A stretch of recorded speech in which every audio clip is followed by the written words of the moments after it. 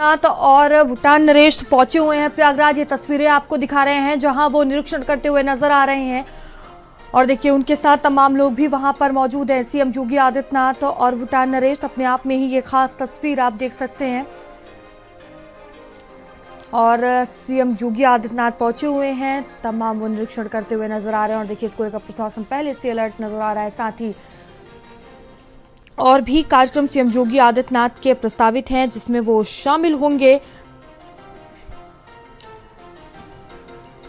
और देखिए लगातार ये प्रयागराज से हम आपको तस्वीरें दिखा रहे हैं, जहां इससे पहले की तस्वीरें आपने देखी। संगमनोज पहुंचे सीएम योगी आदित्यनाथ और देखिए किला घाट का निरीक्षण करते हुए नजर आ रहे हैं। साथ ही देखिए अक्षय वट दर्शन पूजन करेंगे और लेटे हुए हनुमान मंदिर भी सीएम योगी आदित्यनाथ जाएंगे। तो तमाम जो कार्यक्रम है वो प्रस्तावित हैं और देखिए त्रिवेणी संकुल भी सीएम योगी आदित्यनाथ जाएंगे और इसको लेकर तैयारियां जो हैं वो पहले से ही कर ली गई हैं।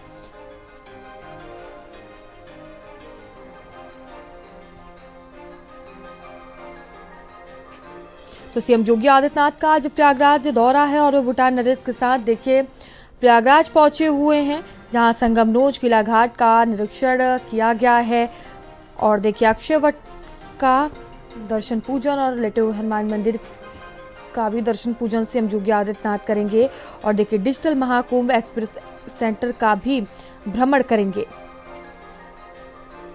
और ये लगातार तस्वीरें हम आपको दिखा रहे हैं।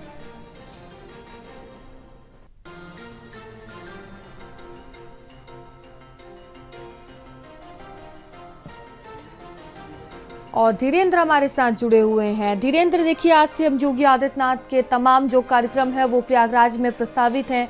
सीएम योगी आदित्यनाथ पहुंचे हुए हैं, भूटान नरेश भी उनके साथ मौजूद हैं, तस्वीरें भी हम देख पा रहे हैं। आप क्या कुछ तस्वीरें देख पा रहे हैं और क्या कार्यक्रम रहने वाले हैं? देखिए भूटान नरेश के साथ सीएम योगी आदित्यनाथ प्रयागराज पहुंचे हैं और सबसे पहले वो वीवीआईपी घाट पर पहुंचे हैं, जहां पर त्रिवेणी में उन्होंने आस्था की डुबकी लगाई है। उनके साथ भूटान नरेश भी गंगा, यमुना और अजित सरस्वती के त्रिवेणी में आस्था की डुबकी लगाई है। उसके बाद उन्होंने गंगा में विधि विधान से पूजा किया है, अर्चना किया है। साथ ही साथ किला घाट जब बनाया गया है, किला घाट पे वहाँ पे उन्होंने घाट का निरीक्षण किया है, क्योंकि बड़ी संख्या में जो किला घाट से जो नाव है वो संचालित की जाती है और जो श्रद्धालु नाव के जरिए वो त्रिवेणी में जाते हैं और वहाँ पे पुण्य की डुबकी लगाते हैं। तो किला घाट पे जो नाव संचालित की जा रही है, नाव में कितने सवारी बैठ रही है और लाइफ जैकेट के साथ वो बैठ रहे हैं कि नहीं बैठ रहे हैं, एक एक बारीकी से सीएम योगी आदित्यनाथ जब भी प्रयागराज आते हैं तो वो वहाँ पर वो बैठक अधिकारियों के साथ करते हैं और इसका निरीक्षण भी करते हैं। तो आज किला घाट पर वो जहाँ पर नाव का संचालन होता है वहाँ पर पहुंचे हुए हैं और उस घाट का निरीक्षण कर रहे हैं। उसके बाद वो सीएम योगी आदित्यनाथ तो अक्षय वट जाएंगे, जहाँ पर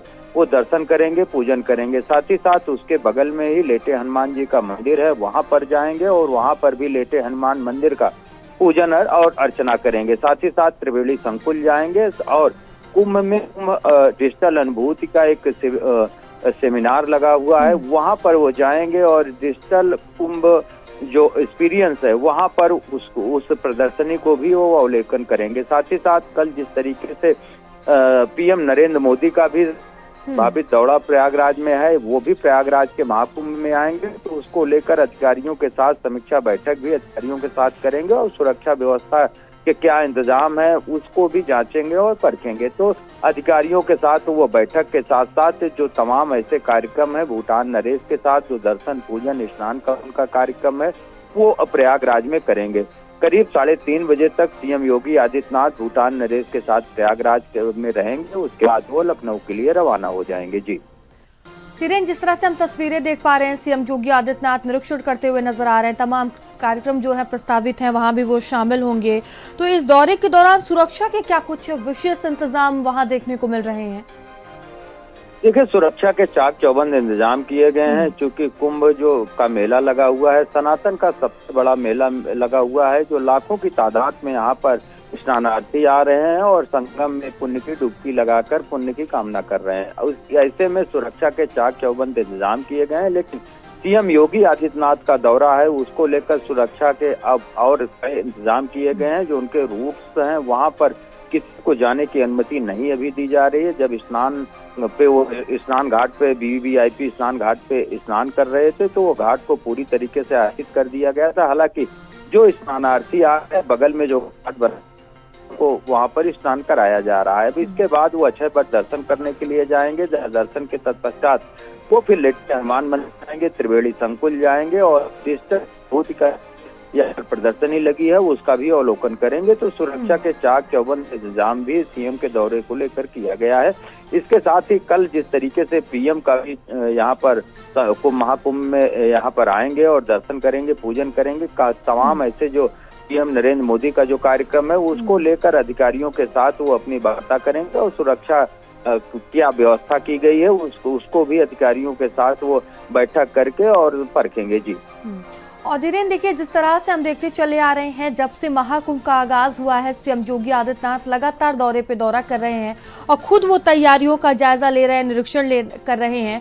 और जिस तरह से आप जानकारी दे रहे हैं कि कल प्रधानमंत्री मोदी का आगमन होगा संगम नगरी में और आज बड़े आला अधिकारियों के साथ सीएम योगी आदित्यनाथ तैयारियों को लेकर बैठक करेंगे, तो क्या बड़े दिशा निर्देश दे सकते हैं सीएम योगी आदित्यनाथ और तैयारियों में क्या कुछ बदलाव देखने को मिल सकता है? देखिए, सीएम योगी आदित्यनाथ महाकुंभ का जब से आगाज हुआ है उसके पहले दिसंबर माह में भी 5 बार वो प्रयागराज आए हैं और एक रात यहाँ पर निवास करके एक एक तैयारियों को बारीकियों से उन्होंने परखा कि जो अधिकारी उनको बता रहे कितनी सही है। और स्थलीय निरीक्षण जाकर उन्होंने स्थलीय निरीक्षण किया है। जब से कुंभ की तैयारी चल रही है, पिछले 3 वर्षों से तैयारी चल रही है, उसमें कई ऐसे स्थायी कार्य भी कराए गए हैं जिसमें जो चौराहों का सौंदर्यीकरण का हो या सड़क चौड़ीकरण का कार्य हो, तमाम ऐसे कुंभ को लेकर कार्य कराए गए हैं। लेकिन जब से महाकुंभ का आगाज होता है, पौष पूर्णिमा के स्नान पर्व के साथ ही महाकुंभ का आगाज हो रहा है, वो पैनी नजर बनाए हुए हैं, अधिकारियों को दिशा निर्देश दे रहे हैं। साथ ही साथ जब भी प्रयागराज आते हैं तो ये कुंभ साधु संत यहाँ पर रहे हैं, उनसे मुलाकात करते हैं और बेहतर करने के लिए उनसे सुझाव मांगते हैं। तो इस तरह अब कल पीएम नरेंद्र मोदी का दौरा है और उसको लेकर सीएम योगी आदित्यनाथ आज अधिकारियों के साथ बैठक करेंगे। रही बात बदलाव की, तो जिस तरीके से एक दुर्घटना घटी थी मौनी अमावस्या में, जब संगम पे भगदड़ हुई थी, उसमें कई लोगों की जान गई थी। उसके बाद उन्होंने काफी बड़े बदलाव किए थे यहाँ पर। अभी चूंकि आज बसंत पंचमी का दूसरा दिन है, स्नान पर्व के दूसरे दिन भी यहाँ पर नो व्हीकल जोन है, किसी को भी यहाँ पर वाहन लेकर मेला क्षेत्र में एंट्री नहीं की दी जा रही है। तो जो श्रद्धालु हैं वो लगातार अभी भोर से ही यहाँ पर आ रहे हैं, तो भारी भीड़ बसंत पंचमी के दूसरे दिन भी देखने को मिल रही है। तो जिस तरीके से बसंत पंचमी का पर्व हो रहा और वहाँ पर जो ट्रैफिक मैनेजमेंट रहा, जो डाइवर्जन रहा, पूरे तरीके से भारी भीड़ जरूर आई है, लेकिन किसी भी तरीके की कोई अप्रिय समाचार नहीं आया है। तो उसको लेकर काफी बदलाव हुआ है मौनी अमावस्या के बाद और नए अधिकारियों की तैनाती करके उनको नई जिम्मेदारी दी गई है। अब कल का जो पीएम नरेंद्र मोदी का दौरा, उसको अधिकारियों के साथ वो समीक्षा बैठक करेंगे और सुरक्षा के क्या तैयारी अधिकारी कर रहे हैं उसकी भी जानकारी लेंगे। जी देखिए, जिस तरह से आप बता रहे हैं और हम भी देख रहे हैं, बड़ी संख्या में वहां पर श्रद्धालु पहुंच रहे हैं, तो क्या स्थानीय लोग सीएम योगी आदित्यनाथ के इस दौरे से, जिस तरह से वो लगातार दौरे पर दौरा करते हैं, इसको लेकर उनकी क्या प्रतिक्रियाएं सामने आती हैं, उनका क्या कहना है?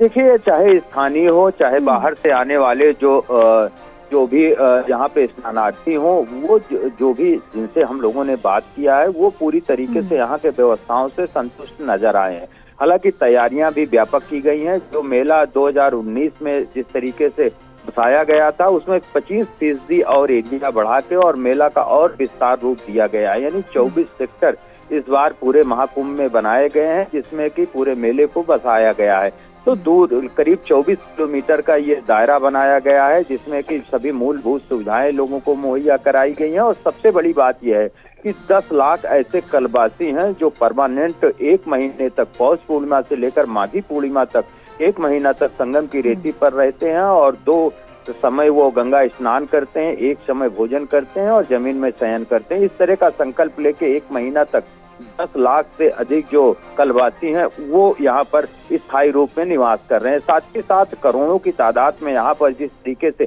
26 जनवरी के बाद जब स्नानार्थियों का रेला यहाँ से उमड़ा, उसके बाद यहाँ पर भीड़ ही भीड़ नजर आ रही है। लोग संगम पर आ रहे हैं और आस्था की डुबकी लगा रहे हैं। इसके लिए तमाम तैयारियां यहाँ पर पहले से की गई थी। 10 किलोमीटर लंबा चौड़ा घाट बनाया गया था और जिस तरीके से भीड़ बढ़ने की कंट्रोल की बात की जा रही थी कि रूट किस तरह से किया जाएगा और किसी भी स्नानार्थी को दिक्कत ना हो, उसके मेले के चारों तरफ दो ऐसे पार्किंग बनाई गई थी कि जो भी वाहन से स्नानार्थी आते हैं वो मेले के समीप अपनी गाड़ी को पार्क करके और फिर स्नान के लिए मेला क्षेत्र में आए।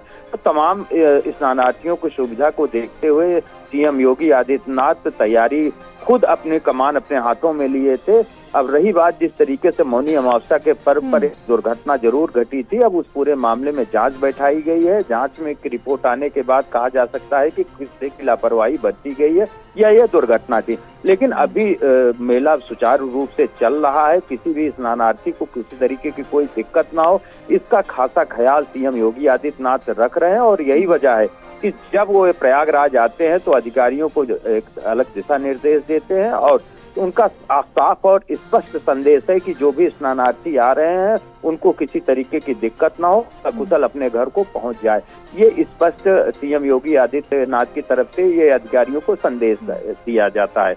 लेकिन जिस तरीके से अब 13 अखाड़े यहाँ पर हैं और बसंत पंचमी को जो तीसरा अमृत स्नान था संपन्न हो गया है, अब धीरे धीरे यहाँ पर जो अखाड़ों की परंपराएं हैं, अखाड़ों की परंपराओं का पालन करते हुए 7 तारीख को यहाँ से अखाड़े रवाना हो जाएंगे और वो फिर बनारस जाएंगे। बनारस में शिवरात्रि के दिन भी अमृत स्नान के लिए शाही जुलूस के साथ लगाएंगे। तो अब जो अखाड़े हैं उसका जाने का जो तैयारी है वो अपनी तैयारी कर रहे हैं। 7 फरवरी को यहाँ से अखाड़े रवाना हो जाएंगे। लेकिन जो कलवासी 10 लाख की तादाद कलवासी यहाँ रह रहे हैं वो माघी पूर्णिमा 12 को माघी पूर्णिमा के स्नान के बाद ही कलवासी यहाँ से रवाना हो जाएंगे। इस दौरान जो भीड़ आ रही है, क्योंकि ये अनुमान लगाया जा रहा है कि शिवरात्रि तक यहाँ पर जो महाकुंभ का नोटिफिकेशन हुआ है वो शिवरात्रि के पर्व तक रहेगा और इस तरह की जो भीड़ आने का क्रम है, लगातार जो श्रद्धालुओं का भीड़ है वो लगातार कुंभ मेला क्षेत्र में पहुँच रही है। जी और धीरेन्द्र, हमने देखा है जब कोई बड़ा नेता या मंत्री संगम नगरी पहुंचता है तो सबसे बड़ी जो समस्या देखने को मिलती है वो ट्रैफिक को लेकर समस्या देखने को मिलती है। उसकी व्यवस्थाएं अभी किस तरह से देखने को मिल रही है? देखिए, लाजमी है कि जब कोई वीआईपी मोमेंट होता है तो माघ मेला क्षेत्र में यहाँ पर कुछ श्रद्धालुओं को दिक्कतों का सामना जरूर करना पड़ता है। वजह यह है कि वो डाइवर्ट कर दिया जाता है। वीआईपी की सुरक्षा की दृष्टि से वहाँ पर जिस रूट पे उनको जाना होता है वो पूरी तरीके से कर दिया जाता है। लेकिन ये थोड़ी देर के लिए जब वीआईपी मोमेंट वहाँ से खत्म हो जाता है तो वो रूट खोल दिया जाता है। तो ये वीआईपी मोमेंट पे है कि वो किस एरिया में जाना है और कहाँ पे उनको दर्शन पूजन करना है। जैसे जिस तरीके से आज सीएम योगी आदित्यनाथ का दौरा है, वो पहले आस्था की डुबकी लगाने के लिए संगम पहुंचे थे। तो संगम तो वीआईपीओ के लिए आरक्षित है। जो वीआईपी घाट बनाया गया है वो वीआईपी घाट पे सीधे वीआईपी घाट पे पहुंचे हैं। तो उसमें जो स्नानार्थी हैं उनको किसी तरीके की कोई दिक्कत नहीं है, क्योंकि वीआईपी घाट पर केवल वीआईपी को ही जाने की अनुमति है। तो जो अलग से स्नान घाट बनाया गया है वहाँ पे स्नानार्थी जा रहे हैं और अपने पुण्य की डुबकी लगा रहे हैं। लेकिन दूसरी तरफ अगर हम बात करते हैं कि जो लेटे हनुमान मंदिर जाना है, अक्षय वट जाना है, तो कहीं ना कहीं जब वीआईपी मोमेंट आता है तो जो वहाँ पर दर्शन करने के लिए जो श्रद्धालु जाते हैं उनको थोड़ा इंतजार करना पड़ता है। जब वीआईपी वहाँ से चले जाते हैं तब फिर उनको मंदिर के अंदर एंट्री दी जाती है, क्योंकि सुरक्षा कारणों से इस तरह का हवाला देते हुए वहाँ पे जो दर्शन करने वाले लोगों को, आम लोगों को रोका जाता है। तो कहीं ना कहीं किसी तरीके की दिक्कत श्रद्धालुओं को ना हो, क्योंकि जो मंदिर में समय व्यतीत करते हैं सीएम योगी आदित्यनाथ, बिल्कुल उसको लेकर पहले धीरे तैयारियां की गई हैं। बहुत धन्यवाद आपका जानकारियों के लिए।